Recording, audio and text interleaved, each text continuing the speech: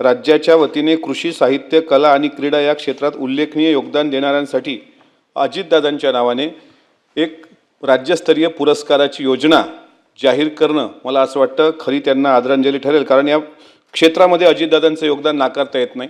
महाराष्ट्र पुढे नेण्यामध्ये त्या तिन्ही पक्षाच्या सरकार महायुतीचं काम करत होतं, त्यामध्ये अजितदादांची प्रामुख्याने भूमिका होती।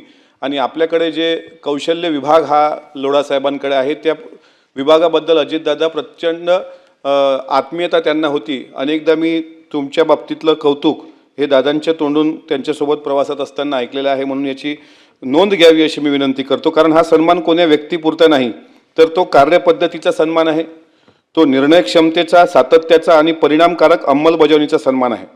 कृषी क्षेत्रात नवकल्पना करणाऱ्या शेतकऱ्यांचा, साहित्य संस्कृती जोपासणाऱ्या कलावंतांचा आणि राज्याचं नाव उंचावणाऱ्या खेळाडूंचा गौरव शासनाच्या नावाने आणि या कार्यसंस्कृतीच्या परंपरेने व्हावा